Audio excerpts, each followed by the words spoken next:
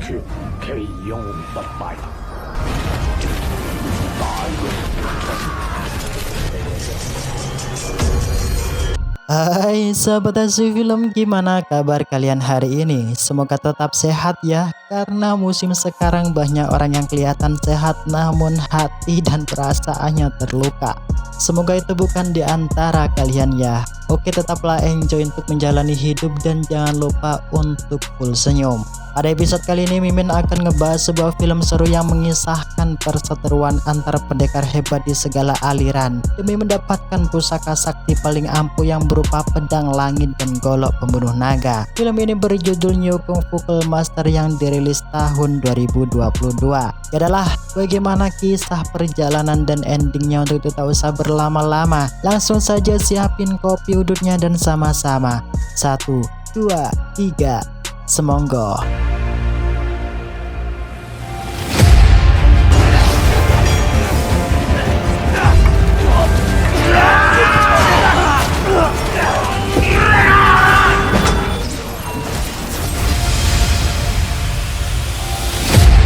Film dibuka dengan disuguhkan sebuah narasi yang mengatakan sebelum pendekar Gaujing tewas dalam pertempuran berdarah di kota Xiangyang ujung Etan, salah satu pendekar yang bernama Yang Guo berhasil menempa dua pusaka ampunan sakti yang sangat terkenal di dunia persilatan dengan sebutan pedang langit dan golok pembunuh naga. Karena rumor akan keampuhan kedua pusaka itulah membuat para pendekar dari segala penjuru dunia persilatan berlomba-lomba ingin mendapatkannya. Ya, karena tak ingin kedua pusaka tersebut jatuh di tangan orang yang salah, pendekar dari sekte Ming Sang Raja Singa Emas berhasil mendapatkan pusaka golok pembunuh naga. Karena iri serta tetap berambisi memiliki pusaka tersebut, pendekar Cheng Kun yang merupakan kakak seperguruan Raja Singa Emas sengaja menfitnah dengan cara membunuh ratusan pendekar hebat dari 6 perguruan besar yang tujuannya tak lain untuk menyingkirkan Xie Xin Sang Raja Singa Emas demi mendapatkan pusaka ampuh golok pembunuh naga yang berada di tangannya dalam kondisi yang terdesak karena kehilangan kedua indera penglihatan. Untungnya, salah satu pendekar Wudang yang bernama Zhang Chunsan berhasil menyelamatkan Xie Xin dengan membawanya kabur mengasingkan diri di Pulau Pinghuo bersama Ying Susu istrinya. Karena perputaran roda waktu yang tak pernah terhenti, di Pulau Pinghuo itulah mereka dikaruniai anak laki-laki yang diberi nama Zhang Wuji. Beberapa tahun pun berlalu di saat Zhang Wuji berusia 15 tahun. Pendekar Zhang Chunsan berpamitan pergi di hadapan Raja Singa Emas Xie Xin untuk menuju perguruan Wudang bersama anak dan istrinya. Sebab tak akan lama lagi guru besarnya Zhang Chenren ulang tahun yang ke-100 tahun. Karena tak bisa menggandoli kepergian mereka, Xie Xin hanya berpesan dengan mengatakan untuk tetap berhati-hati dan selalu waspada, sebab di dunia luar amatlah membahayakan.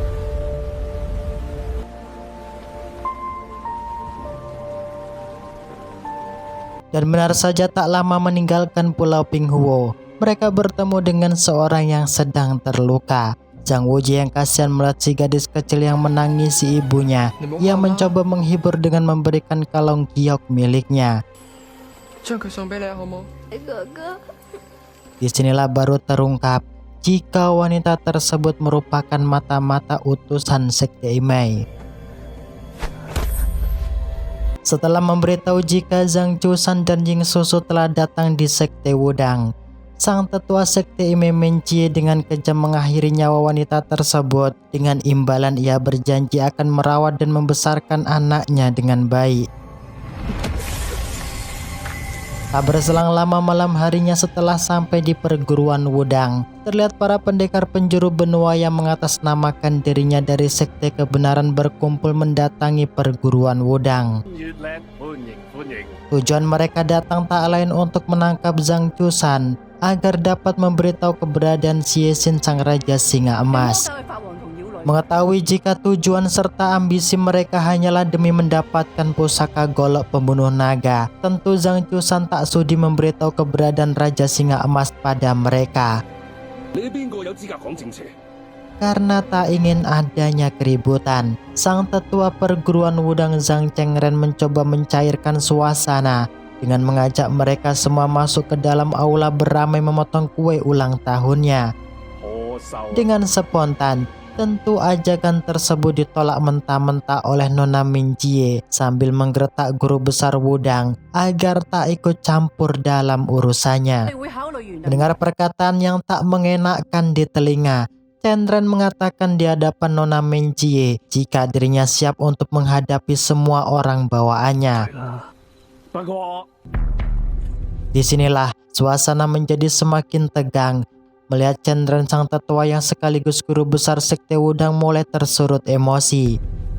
Yang secara bersamaan terlihat Ying Susu dan Wuji dihampiri kedua pendekar yang memiliki kemampuan jurus tapa es beracun Xian Ming.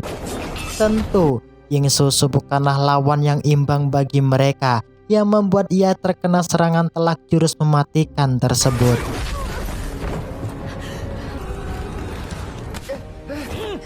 Mendengar suara jeritan, Chenren pun seketika melesat melumpuhkan salah satu pendekar tapa es beracun yang menyelinap masuk di perguruannya. Di saat hendak mengakhiri nyawa pendekar tersebut, aksinya terhenti di saat melihat Zhang Wuji dalam cengkraman pendekar satunya. Di sini ia mengajukan pertukaran di hadapan Chenren jika tak ingin melihat Zhang Wuji tewas di tangannya. Ya, di saat saling menghempas melemparkan itulah Zhang Wuji terkena pukulan tapa es beracun Xian Ming yang membuat saraf di seluruh tubuhnya membeku. Chusan yang mengetahui anak dan istrinya terluka parah. Dengan amarah yang membara itulah Zhang Chusan mengatakan di hadapan gurunya jika dirinya tak ingin menyusahkan perguruan Wudang dan akan melawan para pendekar sekte kebenaran seorang diri.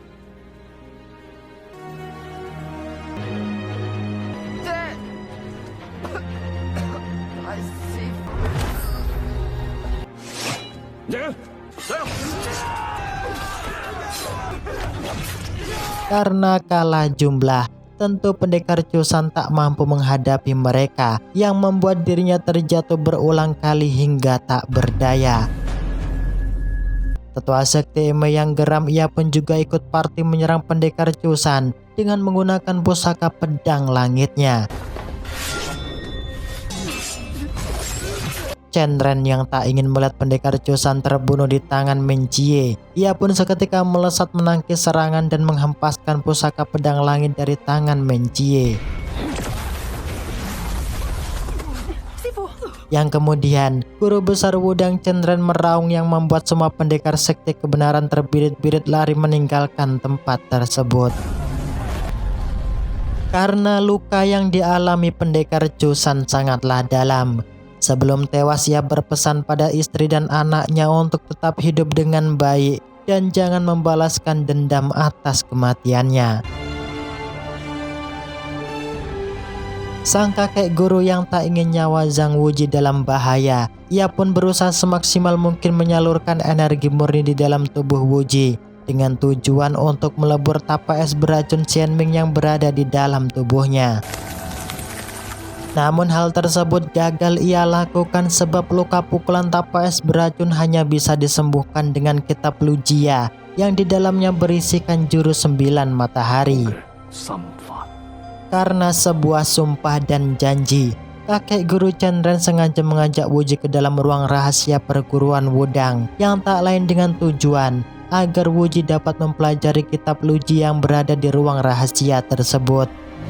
Tentu dengan sengaja itulah kakek guru menggetarkan ruangan yang tak lain untuk menampakkan kitab Lujia pada sang Wuji. Mengerti jika kitab tersebut ialah kitab Lujia yang berisikan jurus 9 matahari. Wuji seketika ingat akan perkataan kakek guru Chenren jika murid Wudang diharamkan mempelajari kitab tersebut karena dirinya bukanlah murid Wudang. Tentu Wuji terbebas dari janji dan sumpah untuk mempelajari dan mendalami jurus 9 matahari yang berada di dalam kitab Lujia. Tak berselang lama, suara lonceng pun berbunyi dengan kencang yang menandakan jika makan siang telah tiba. Di saat Zhang Wuji hendak istirahat sambil menyantap makanan, tiba-tiba dirinya diperlakukan tak baik oleh para murid Wudang. bahkan diremehkan karena lemah dan tak pantas untuk tinggal bersama mereka di perguruan Wudang. Tak hanya sebuah cacian, Qingsu yang merupakan murid senior Wudang juga mengejas dengan mengatakan di hadapan Wuji jika ibunya ialah wanita iblis. Mendengarkan ungkapan tersebut tentu membuat Wuji seketika tersurut emosi, membentak Qingsu agar tak menghina ibunya kembali. Namun di sini Wuji malah semakin tertindas dan dihajar beramai-ramai oleh para murid Wudang yang berada di sana. Tak terima ibunya disakiti, Wuji seketika bangkit berbalik menghajar para murid Wudang dengan jurus kungfu singa emas Yexin. Karena tak ingin melihat ibunya disakiti, Wuji memilih meninggalkan perguruan Wudang untuk kembali ke pulau pengasingan Pinghuo.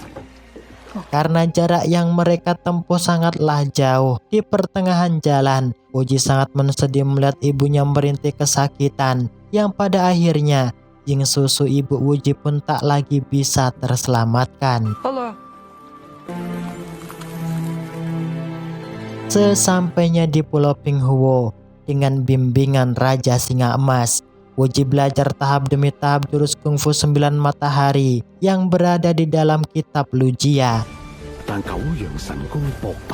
Berkat latihan yang giat, dengan sendirinya racun es mematikan yang berada di dalam tubuh Wuji pun menghilang. Yang tentunya selama 16 tahun berlatih tanpa makan, minum, dan tidur, akhirnya Zhang Wuji berhasil menguasai jurus kungfu 9 matahari secara sempurna. Selama 16 tahun lamanya berlatih, Zhang Wuji memutuskan pergi ke Chongyan mencari keadilan untuk mendiang kedua orang tuanya. Di sini, ia mampir sejenak di kedai cabang milik Bok Darmi untuk menikmati secangkir gelas kopi yang sudah sangat terkenal kenikmatannya. Yang secara bersamaan itulah ia mendengarkan perbincangan para pendekar yang bercerita atas kematian kedua orang tuanya. Di saat asik-asiknya bercerita, tiba-tiba mulut pendekar tersebut dilempar tomat busuk oleh seseorang gadis yang mengenakan kebaya merah. Karena tak terima atas perlakuan tersebut, para pendekar sekte kebenaran berbondong-bondong mengejar serta melesatkan serangan ke arah si gadis kebaya merah. Wuji yang tak ingin gadis tersebut tertangkap, ia pun menolong si gadis tersebut agar tak terluka. Dengan ucapan terima kasih karena sudah ditolong, gadis tersebut memperkenalkan dirinya di hadapan Wuji jika ia berasal dari sekte Ming yang bernama Xiao Chao. Wuji yang penasaran akan seseorang yang dikawal pendekar tapak beracun, malam harinya dengan ditemani Nona Xiao Chao yang menguping pembicaraan para pendekar untuk mengetahui rencana busuk yang ingin mereka lakukan. Yang ternyata pendekar tersebut tak lain ialah Cheng Kun.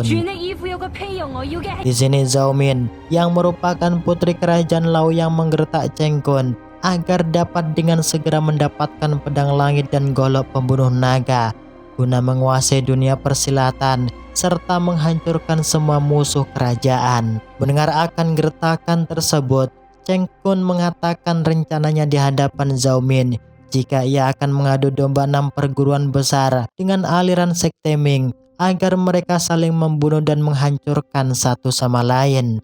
Sebab aliran sekte Ming merupakan musuh terbesar bagi kerajaan. Karena ilmu batin pendekar Cheng Kun sangatlah tinggi, seketika dirinya melesatkan serangan yang membuat Nona Xiao Chao terhempas terjatuh. Mengetahui adanya penyusup, Zhao Min menyuruh pasukannya untuk meringkus mereka secara hidup-hidup. Disinilah pendekar Cheng Kun dibuat takjub melihat ilmu kanuragan yang dimiliki bocah tersebut. Sebab jurus tapak beracun Xian Ming tak berarti sama sekali baginya. Karena sebuah kecerobohan itulah terlihat Nona Xiao Chao terkena pukulan telak tapak beracun. Melihat kondisi yang tak lagi menguntungkan, Zhang Wuji memilih pergi untuk menyelamatkan Nona Xiao Chao dengan membawanya menuju pegunungan Kuan Minting yang merupakan tempat aliran sekte Ming berada. Secara bersamaan inilah Zhang Wuji sangat tersempona melihat gadis cantik yang duduk di hadapannya dalam satu perahu, yang ternyata Wanita tersebut tak lain ialah sosok gadis mungil yang pernah ia beri batu giok. Wanita tersebut bernama Ziruo. Tak berselang lama malam harinya, terlihat utusan perguruan Wudang sengaja datang ke markas sekte Emei dengan tujuan mengembalikan pusaka pedang langit yang sudah beberapa tahun disita guru besar Chen Ren. Karena dirasa sudah memiliki kemampuan dan kekuatan yang cukup, keenam sekte besar mulai berunding memikirkan cara untuk melulantakan aliran sekte Ming yang dianggap sekte iblis musuh besar bagi kerajaan. Merasa misinya berjalan dengan mulus, Cheng Kun seketika mengusulkan ide penyerangan menipu Raja Lang dengan melakukan penyamaran menjadi Wuji palsu. Sebab satu-satunya cucu sang Raja Lang Ying Tie Chen hanyalah Zhang Wuji.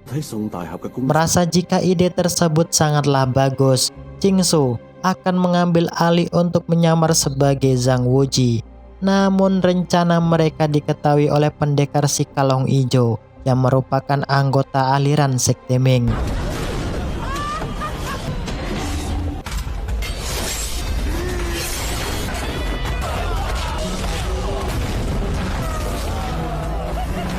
Tak ingin melihat Nona Ruo mati dihisap darahnya oleh si pendekar Kalong Ijo, Zhang Wuji seketika melesat agar dapat merebut Nona Ruo dari tangan pendekar Kalong Ijo.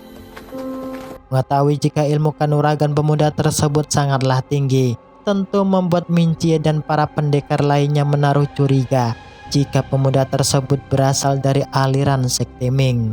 Karena identitas aslinya belum ingin diketahui, Zhang Wuji seketika meraung untuk menggertak mereka agar dapat memberikan ia jalan untuk pergi.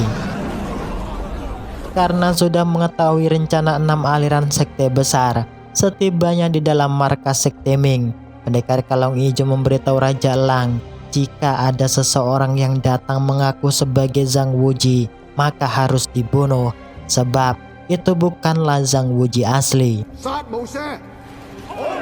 Dan benar saja, tak berselang lama Xiao Chou pun datang masuk ke dalam markas bersama Zhang Wuji. Karena tak ingin terkecoh dengan tipu muslihat, sang Raja Lang seketika melesatkan serangan ke arah Zhang Wuji.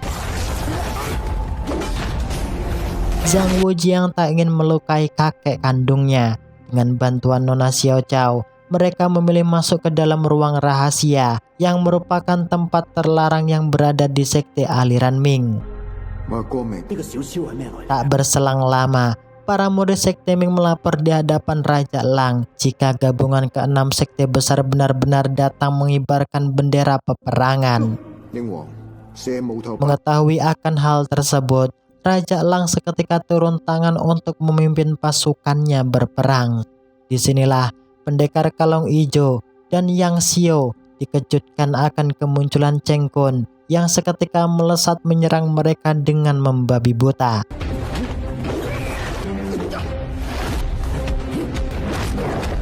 Tak hanya Cheng Kun, terlihat kedua pendekar tapak beracun juga datang ikut party membantu meringkus Yang Suo dan pendekar Kalong Ijo.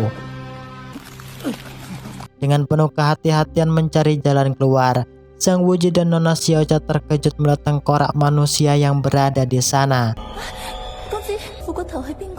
Dengan membaca tulisan yang terukir di lantai itulah, Zhang Wuji baru mengetahui jika tengkorak yang berada di hadapannya ialah Yi Yang Ting Tian yang merupakan sang tetua sekte Ming ke-33. Sebelum mati, Yang Ting Tian meninggalkan sebuah pesan jika ia bersumpah melawan kerajaan yang kejam, kurebut kembali api suci, serta ia sangat begitu malu mempunyai seorang istri yang tak bermoral. Ungkapan tersebut menunjukkan jika istrinya telah melakukan perselingkuhan dengan Cheng Kun. Mengetahui jika hidupnya tak akan lama, pendekar Yang Ting Tian sengaja menuliskan 7 jurus kungfu penggeser alam agar kungfu yang ia miliki dapat dipelajari dan menjadi bekal untuk menjadi tetua yang ke-34 sekte Ming. Paham akan pesan tersebut, dengan bantuan Nona Xiao Chou, Zhang Wuji secara tingkat demi tingkat mempelajari satu persatu jurus kungfu yang terukir di batu tersebut.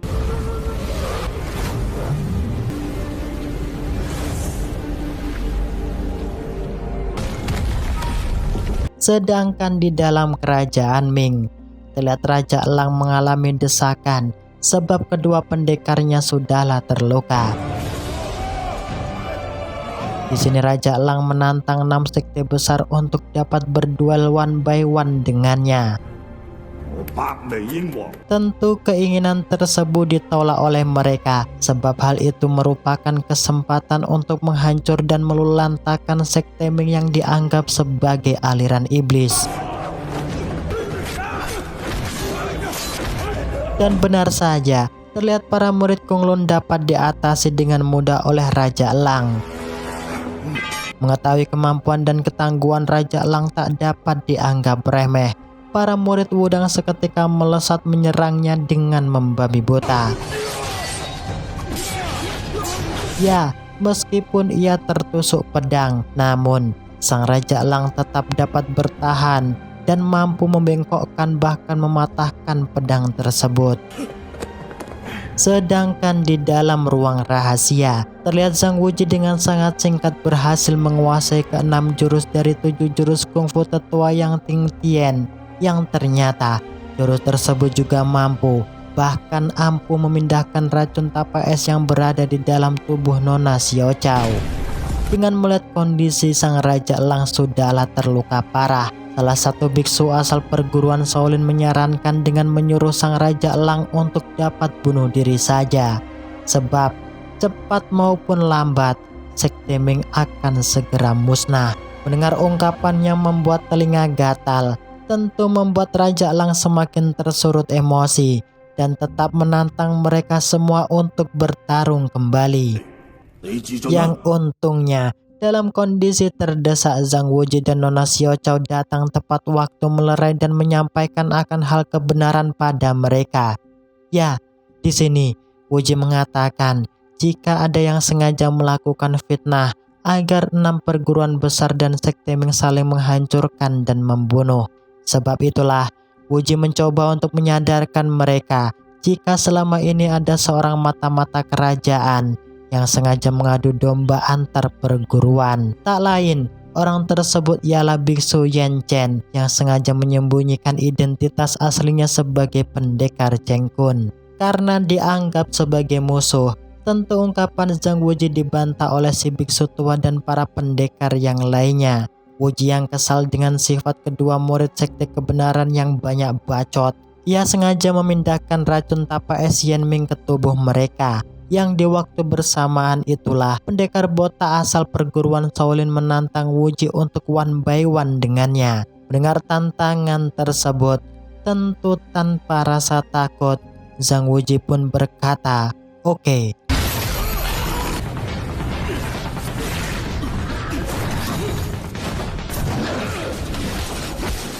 Di sini nampak jika Zhang Wuji sama sekali tak melakukan penyerangan, yang mana dirinya hanyalah menghindar jurus takar naga yang dikeluarkan Kong Xing.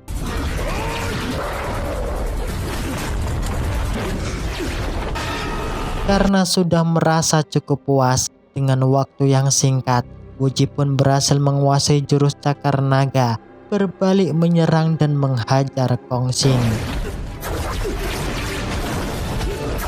Ya, disinilah Kong Xing mengakui kekalahannya di hadapan Wuji sambil berkata jika Zhang Wuji sangatlah top tier. Penasaran akan kemampuan Wuji, Menjie sang tetua sekte Ime seketika maju menantangnya. Mengetahui jika Menjie ialah orang yang membunuh ayahnya, ia sengaja menyandra salah satu murid Imei agar ia dapat mengalahkan tetua Imei tanpa harus melukainya. Sebab saat itu Zhang Wuji belum ingin membalaskan dendam atas kematian ayahnya.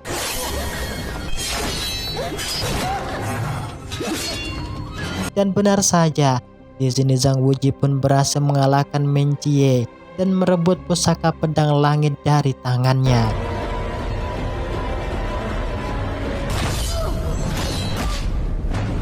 Di saat hendak mengembalikan pedang langit pada Menjie, terlihat dengan geting tetua Ime memasang muka sinis padanya karena tak mau mengambil. Wuji meminta Nona Zuruo agar dapat mengembalikan pusaka pedang langit pada gurunya. Namun secara tak disangka, Nona Ruo malah menikam Zhang Wuji atas perintah Minjie. Seusai melihat Wuji terluka, sang Raja Elang, Pendekar Kalung Ijo, dan Yang Xiao menggertak mereka agar dapat segera keluar dari dalam sektenya. Di sini pendekar Wudang yang merupakan paman kedua Wuji sangat terkejut jika pemuda yang terkapar di hadapannya ialah Zhang Wuji, anak pendekar Zhang Jiusan yang telah menghilang selama belasan tahun. Karena luka sayatan pedang Wuji sangatlah dalam, tentu dirinya seketika pingsan di pangkuan Raja Elang kakeknya. Para guru Wudang yang tetap menjaga persaudaraan dengan para pendekar 5 sekte besar, dengan sangat tergesa-gesa mereka keluar dari dalam sekte Ming agar tak dianggap melakukan kongsi. Nah, disinilah seusai siuman, terlihat Raja Elang sangat senang bercampur bahagia dapat menjumpai cucunya. Tak hanya itu, Raja Elang juga mengangkat Zhang Wuji untuk menjadi tetua sekte Ming yang ke-34. Karena sejatinya Zhang Wuji ialah berdarah aliran Ming, tentu ia tak dapat menolak keputusan tersebut demi menjaga dan melindungi sekte Ming dari berbagai hasutan dan fitnah.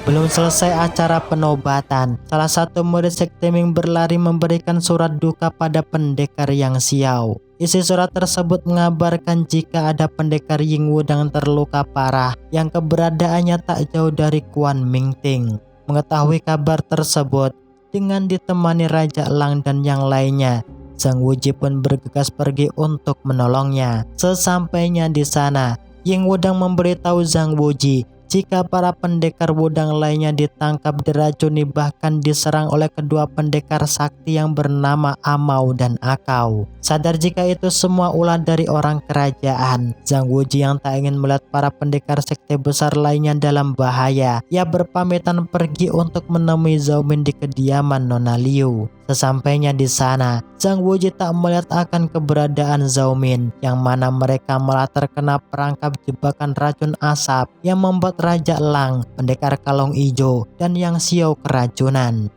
Melihat keadaan yang semakin terdesak, Zhang Wuji kembali ke tempat semula meminta Xiao Zhao untuk dapat menjaga kakeknya, sedangkan dirinya akan menuju kerajaan meminta obat penawar pada Zhao Min.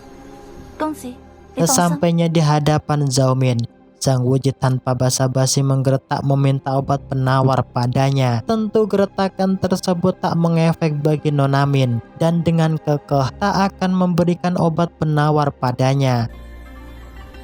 Zhang Wuji yang kesal, ia sengaja mengeluarkan ilmu kanuragannya sebagai ancaman jika dirinya saat ini tidaklah sedang bermain-main. Karena rencananya tak ingin gagal, Nona Min seketika membuka pintu rahasia penjara bawah tanah untuk mengurung Zhang Wuji. Namun, ekspektasinya tak berjalan sesuai rencana, yang malah dirinya juga ikut masuk karena ditarik oleh Zhang Wuji.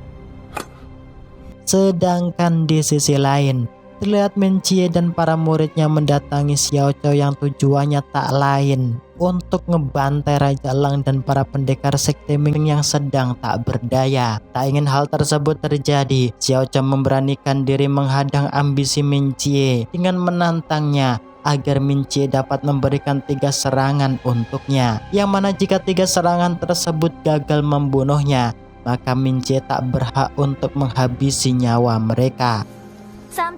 Tentu tantangan tersebut diterima oleh Minjie yang seketika ia melesatkan serangan mematikan yang pertamanya. Ya, meskipun tersungkur bahkan muntah darah, terlihat si Zhao masih dapat bertahan dan bangkit untuk menerima serangan mematikan yang kedua. Di sini pendekar Kalung Ijo baru paham jika si Zhao melakukan hal tersebut tak lain untuk mengulur waktu menunggu kedatangan Zhang Wuji. Karena tetap kekeh tak memberikan obat penawar, Zhang Wuji sengaja mengeluarkan ajian jurus angin muter agar Nona Min terkapar melayang-layang ke udara. Dan benar saja, trik Zhang Wuji pun benar-benar ampuh, yang mana Nona Min bersedia memberikan obat penawar. Namun Zhang Wuji harus bersedia memenuhi 3 syarat darinya. Min Jie yang sangat geram, ia pun seketika melesat dengan kencangnya memberikan pukulan mematikan untuk si Cao. Yang untungnya Zhang Wuji pun datang tepat waktu yang membuat tetua sekte Eme terpental hingga muntah darah. Meskipun sekte Eme sangatlah membenci aliran sekte Ming, di sini Zhang Wuji tetap memperingati mereka agar berhati-hati sebab kerajaan sudah mengutus para pendekar sekti untuk membunuh semua anggota 6 perguruan besar. Karena pendekar yang melukai paman guru ke-6-nya menggunakan jurus mematikan dari Shaolin, Zhang Wuji mengajak Raja Lang dan yang lainnya untuk segera menuju perguruan Shaolin untuk meminta petunjuk pada biksu senior Kong Wen. Akibat mengabaikan perkataan Zhang Wuji, terlihat Min Jie dan para muridnya dicegat dan ditangkap kedua pendekar tapak beracun dan pasukan kerajaan Laoyang. Begitu halnya dengan Wuji, sesampainya di perguruan Shaolin, dirinya terkejut mencium bau darah serta bangkai yang amat menyengat. Dan benar saja, di sini Wuji sedikit tak percaya melihat para murid perguruan Shaolin tewas dalam kondisi mengenaskan. Zhang Wuji yang khawatir akan keselamatan kakek gurunya, ia pun bergegas pergi menuju perguruan Wudang. Ya, di dalam perguruan Wudang terlihat guru besar Zhang Chengren mendapat laporan dari salah satu biksu yang memberitahu jika semua murid Shaolin tewas dibunuh oleh sekte aliran Ming. Yang tentunya hal tersebut hanyalah taktik si biksu agar ia dapat membunuh guru besar Wudang dengan mudah. Namun aksi tipu-tipu tersebut berhasil tertebak. Nah, disinilah Qingsu tiba-tiba datang melesatkan pedangnya yang membuat si biksu tersebut tewas seketika. Qingsu yang dari awal hatinya sudahlah busuk, tentu ia juga memiliki rencana bahkan niat untuk mengakhiri hidup kakek gurunya menggunakan senjata rahasia. Hal itu sengaja ia lakukan karena kerajaan akan mengangkat dan menjadikan dirinya seorang panglima jenderal. Dalam keadaan terdesak inilah terlihat Nona Min dan para pasukan kerajaan datang menghampiri guru besar Wudang yang terluka. Di sini ia memberi salam hormat di hadapan guru besar Wudang sambil membujuknya untuk segera meninggalkan perguruan Wudang dan bergabung bersamanya di kerajaan, yang mana Nona Min akan menjadikan guru besar Wudang sebagai pejabat senior, sebagai penghargaan ilmu kanuragan serta kungfunya yang tak terkalahkan. Mendengarkan ungkapan tersebut tentu Zhang Chengren menolak keras sebab dirinya tak butuh bujukan bahkan sebuah jabatan. Karena niat baiknya ditolak, Nona Min memerintahkan kedua pendekar yang bernama Amau dan Akau untuk membawakan kepala guru besar Wudang di hadapannya. Dalam kondisi yang menegangkan itulah, dari arah belakang Zhang Wuji datang sambil memanggil Zhang Chengren dengan sebutan kakek guru. Tentu, Zhang Chengren sangat terkejut bahkan terharu jika pemuda yang berada di sampingnya tak lain ialah cucunya Zhang Wuji yang sudah puluhan tahun menghilang. Di sini Zhang Wuji mengatakan di hadapan kakek gurunya jika dirinya akan mewakili perguruan Wudang untuk menghadapi kedua pendekar Amau dan Akau. Nona Min yang mengetahui jika ilmu kanuragan serta kungfu yang dimiliki Zhang Wuji sangatlah tinggi. Di sini ia mengutarakan satu permintaan dari 3 syarat permintaan yang sudah disetujui Zhang Wuji, yang mana ia meminta agar Zhang Wuji tak menggunakan jurus kungfu yang sudah berhasil ia pelajari sebelumnya untuk bertarung. Sebagai pendekar sejati yang tak pernah ingkar janji, tentu Zhang Wuji setuju akan permintaan tersebut. Karena kedua pendekar tersebut sangatlah kuat, Zhang Wuji meminta kakek gurunya untuk dapat memperlihatkan jurus kungfu untuknya.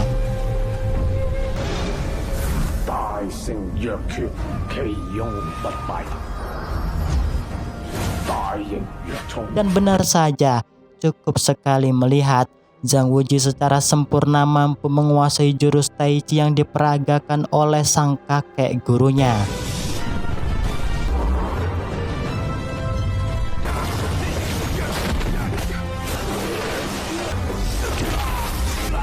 Bahkan, Zhang Wuji juga berhasil membunuh Amao tanpa sedikit pun terluka. Melihat kerabatnya tewas, giliran Akao maju menghadapi Zhang Wuji dengan menggunakan pusaka pedang langit yang berhasil ia rampas dari tangan tetua sekte Emei. Karena Wuji belum pernah mempelajari jurus menggunakan pedang, tentu ia sangat ragu berhadapan dengan Akao. Sebelum mulai, kakek guru memberitahu Wuji untuk dapat menggunakan jurus pukulan pedang yang sudah ia peragakan sebelumnya. Ya, disinilah Wuji juga mengeluarkan pusaka yang berupa golok, yang mana kesaktiannya tak kalah hebatnya dengan pedang langit. Tak lain pusaka tersebut ialah golok pembunuh naga.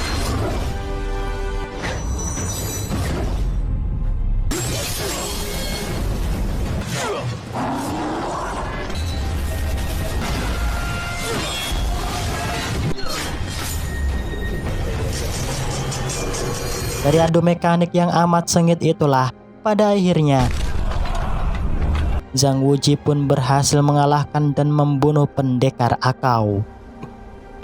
Tak berselang lama dari pertarungan tersebut, tiba-tiba pendekar misterius bertopeng datang secepat kilat, mengambil pusaka pedang langit dan membawa Nona Min pergi dari hadapan mereka. Di sini Nona Min menantikan kedatangan Zhang Wuji ke Datu, jika tak ingin melihat keenam perguruan besar mati secara mengenaskan di tangannya.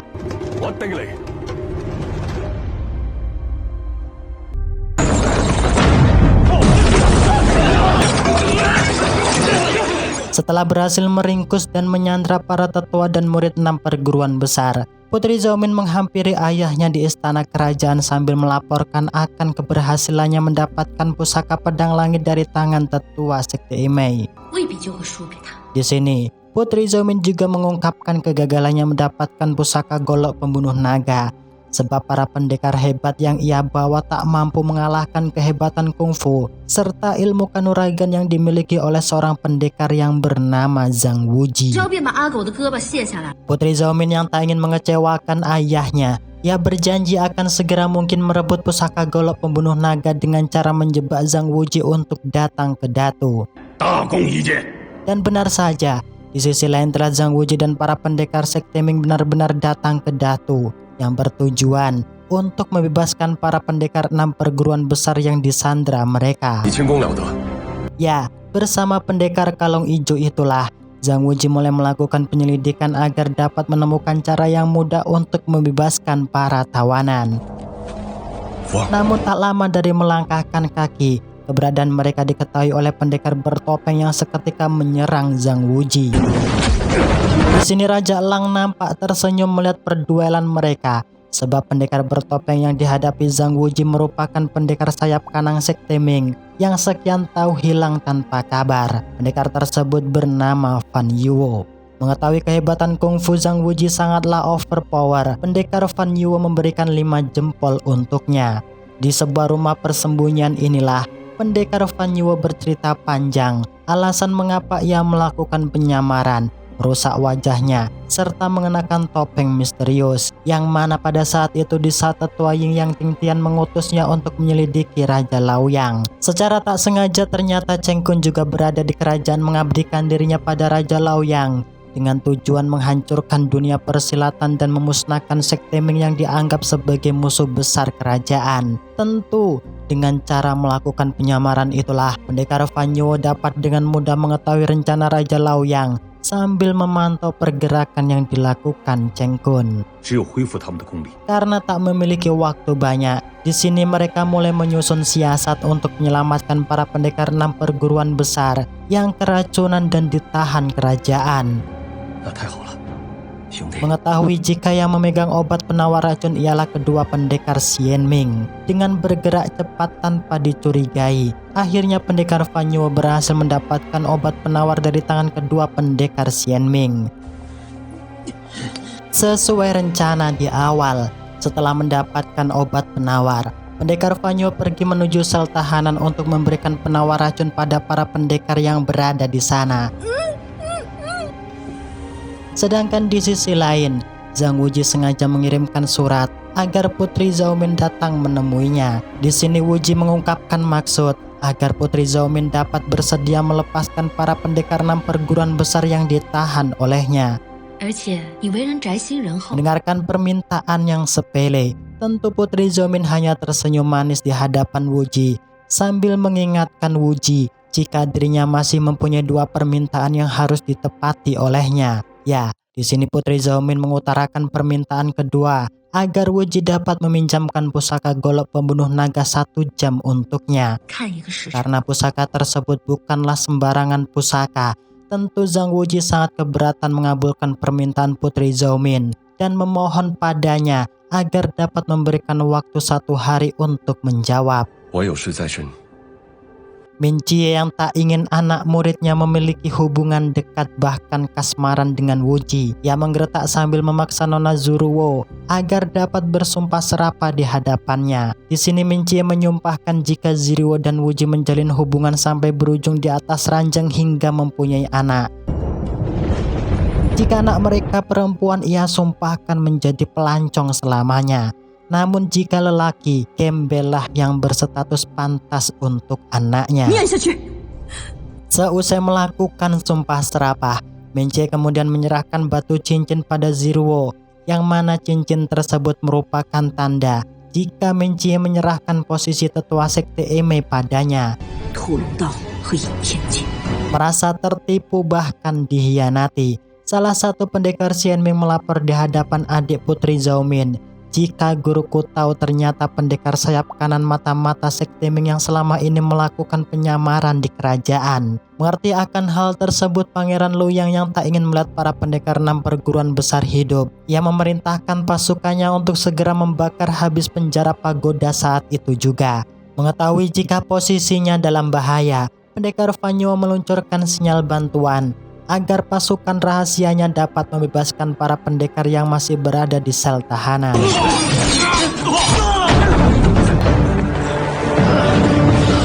Ya, karena kobaran api yang semakin menjadi-jadi, tentu membuat para pendekar 6 perguruan besar tak bisa keluar, terjebak di atas menara. Melihat kobaran api yang semakin membesar, Wuji membagi tugas menyuruh pendekar Kalong Ijo dan yang lainnya untuk dapat menahan pasukan kerajaan Luoyang. Sedangkan dirinya akan menyelamatkan pendekar 6 perguruan besar dengan cara menggunakan jurus kungfu teknik penggeser alam.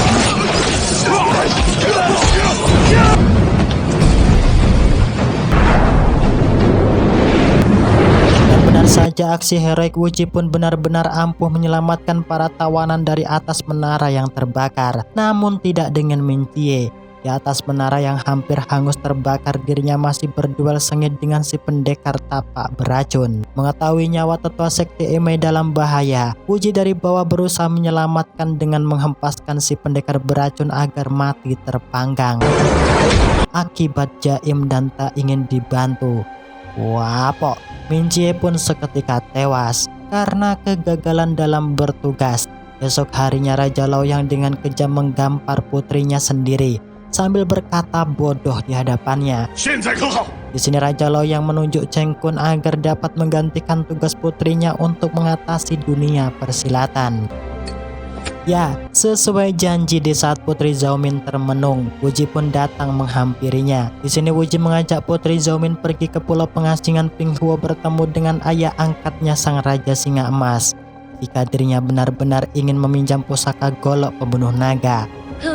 Putri Zhao-min yang merasa kesepian, ia membujuk Wuji agar dapat menemaninya jalan menghirup udara malam yang amat menyegarkan. Nah, disinilah terlihat Xiao Chou menaruh cemburu pada Putri Zhao-min sebab dirinya juga memendam perasaan lebih pada Zhang Wuji. Untuk menutupi rasa kesedihannya, Nona Xiao Chou menerbangkan burung Raja Wali pesan di sana. Tak terima jika Zuruo menjadi tetua di sekte Emei, salah satu senior murid Emei menantangnya untuk berduel agar terbukti siapa yang pantas untuk menjadi tetua sekte Emei yang baru. Putri Zhao-min yang tak ingin melihat terjadinya pertumpahan darah antar mereka, ia sengaja datang melerai dan memanggil Wuji yang sudah menyamar sebagai pendeta.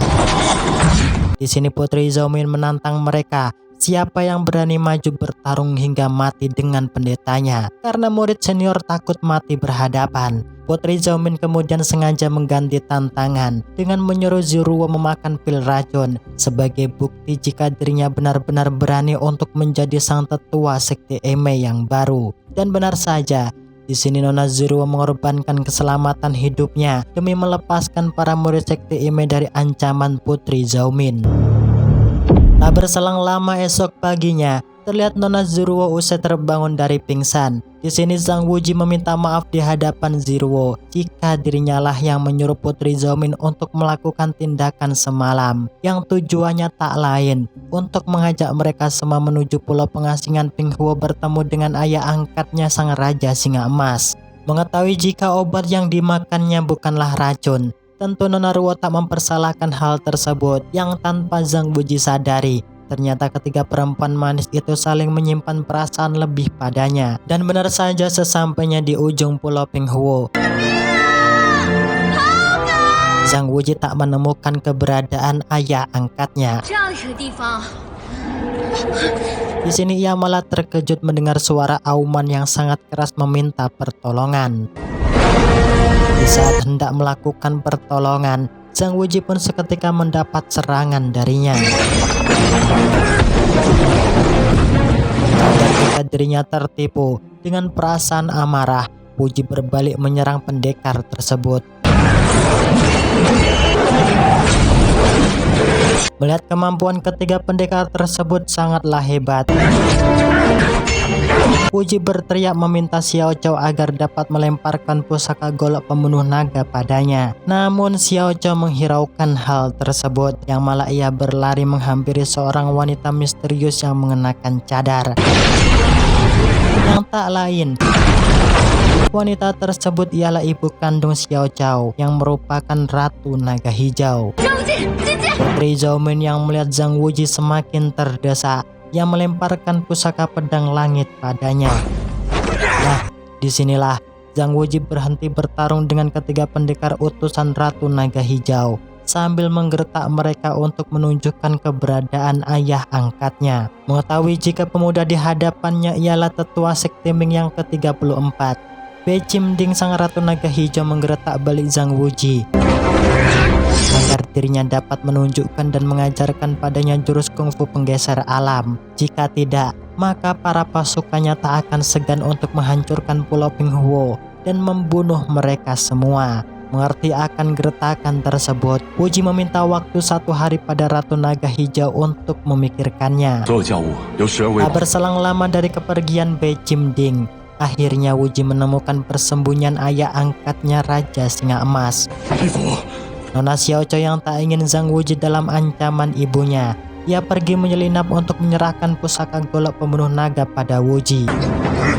Namun aksi Nona Xiao Chao diketahui oleh para pendekar hebat Naga Hijau. Tentu pertarungan antar mereka pun tak dapat terhindarkan kembali. Raja Singa Emas yang mengetahui jika senjata serta jurus yang digunakan pendekar Naga Hijau merupakan senjata legendaris yang terbuat dari api suci sekte Ming. Raja Singa Emas menyuruh Zhang Wuji untuk berhati-hati berhadapan dengan mereka jika tak ingin mati terbakar.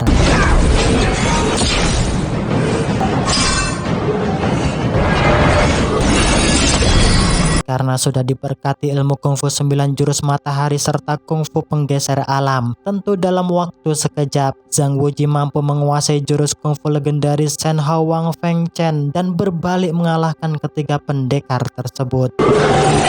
Singkat cerita, malam harinya Nona Xiao Chao memohon di hadapan Zhang Wuji agar dapat menyelamatkan ibunya, sebab jika ibunya gagal mendapatkan jurus kungfu penggeser alam semesta, maka ibunya akan mati terbakar oleh api suci.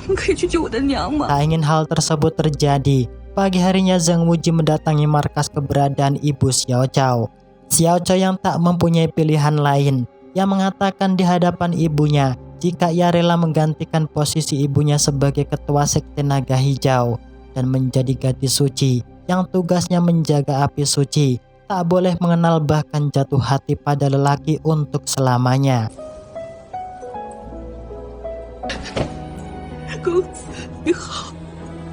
Sesuai janji, Di sisi lain, terlihat Putri Zhou Min mengungkapkan keinginannya di hadapan Raja Singa Emas untuk dapat meminjamkan pusaka golok pembunuh naga padanya 1 jam. Sebab rumor mengatakan jika kedua pusaka legendaris tersebut memiliki rahasia yang belum terpecahkan selama ini. Mengerti akan hal tersebut, Raja Singa Emas menyetujui permintaan Putri Zhou Min yang secara bersama-sama mereka mencari rahasia yang tersembunyi pada pusaka tersebut. Namun hal yang mereka lakukan nihil, tak menemukan rahasia yang berada di dalamnya. Malam harinya sambil menunggu Nona Zero siuman, mereka mulai berpacking untuk bersiap-siap meninggalkan pulau pengasingan Pinghuo menuju markas Sekte Ming.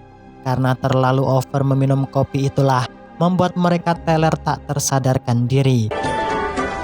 Setelah sadar, pagi harinya Zhang Wuji sangat terkejut tak melihat akan keberadaan Putri Zhou Min dan ayah angkatnya, yang mana ia hanya menemukan Nona Ruo yang kondisinya sangat memprihatinkan.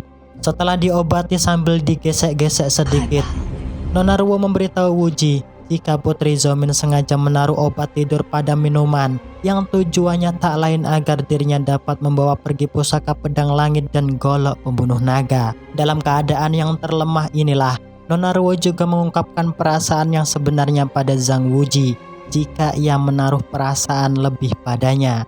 Karena kecantikan dan kemulusan Nona Ruo itulah tentu membuat dedek pendekar Wuji tegang, yang tanpa pikir lama ia mengajak Nona Ruo untuk dapat menjalin hubungan yang serius. Sesampainya di Kuan Ming Ting, Wuji mengatakan di hadapan Raja Elang dan kedua pendekar setia Sekte Ming untuk dapat mempersiapkan hari pernikahannya dengan Nona Ruo. Taat akan perintah sang tetua, mereka pun mengatakan siap laksanakan di hadapannya.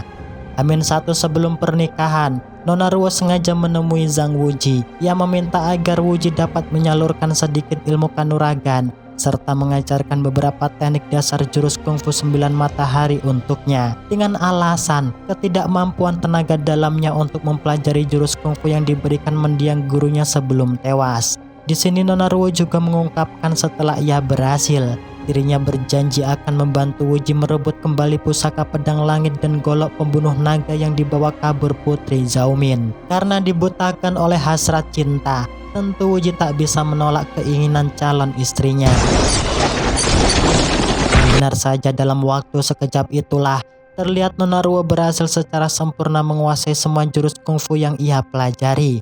Bahkan dari kehebatannya, saat ini Nona Ruo juga berhasil membunuh Cheng Su yang merupakan mantan murid Ime yang berkhianat. Menjelang upacara pernikahan antara Wuji dan Nona Ruo itulah, sebelum sah menjadi suami istri, Putri Zhou Min datang menghentikan upacara pernikahan yang hendak terlaksana.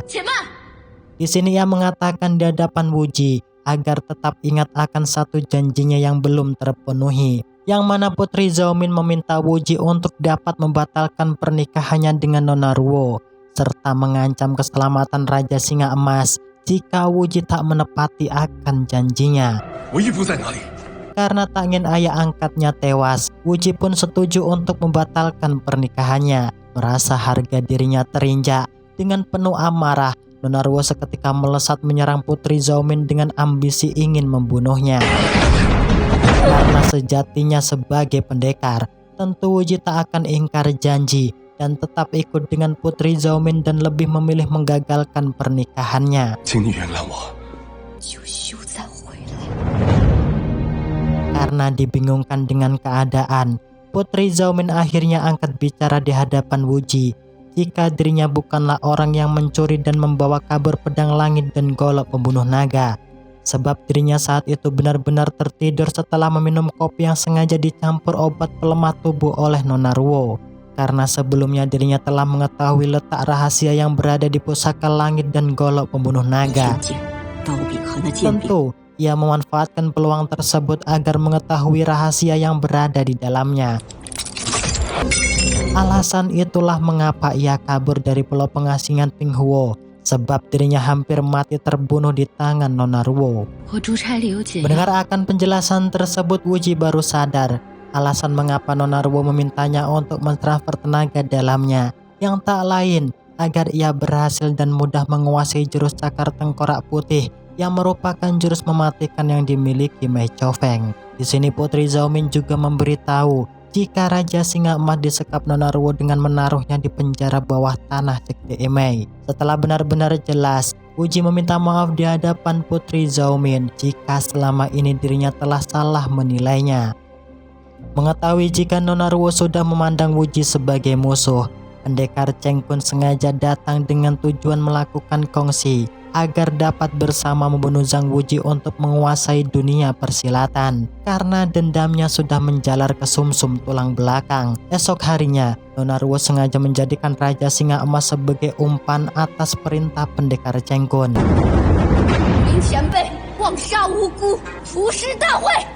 Para pendekar aliran Sekte Ming yang tak terima melihat Raja Singa Emas terluka. Tentu mereka menentang perintah Nona Ruo yang menyuruh para pendekar 6 perguruan besar membunuh Raja Singa Emas. Karena perbandingan ilmu kungfu yang dimiliki, tentu pendekar Kalong Ijo bukanlah lawan imbang bagi Nona Ruo, yang membuat dirinya hampir tewas terkena serangan mematikan berupa cakar tengkorak putih. Nona Ruo yang hatinya sudah diselimuti dengan dendam, tentu ia menantang Zhang Wuji agar dapat berduel one by one dengannya. 取得了内里的秘密。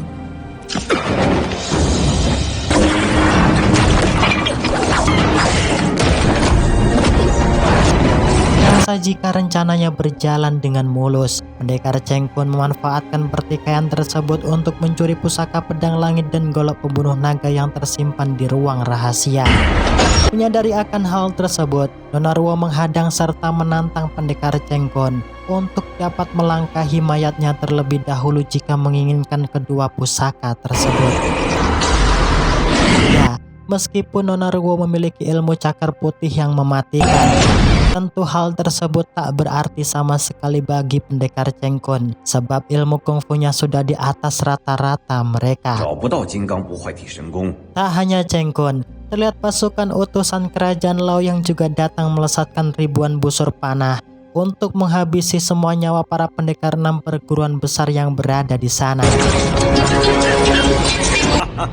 Melihat akan ambisi serta kelicikan Pendekar Cheng Kun demi sebuah kekuasaan serta jabatan, akhirnya Ratu Naga Hijau dan ketiga pendekar hebatnya turun tangan untuk menjajal kehebatan kungfu Pendekar Cheng Kun.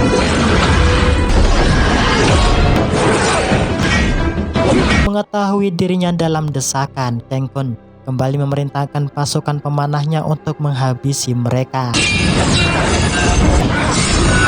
Namun hal tersebut dapat diatasi oleh Putri Zhao-min, sebab pasukan kerajaan lebih setia akan perintah serta titah darinya. Dan di saat inilah, perduelan sengit Wuji dengan Pendekar Cheng Kun pun tak dapat terhindarkan.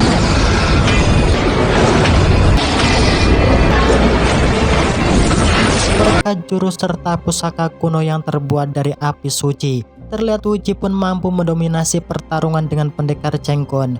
Meskipun ia menggunakan pedang langit dan golok pembunuh naga sebagai senjata ampuhnya. Wuji yang tak ingin mengotori tangannya untuk membunuh Cheng Kun, ia menyerahkan sisanya pada Raja Singa Emas agar ayah angkatnya dapat membalaskan dendam atas kejahatan yang diperbuat Cheng Kun selama puluhan tahun.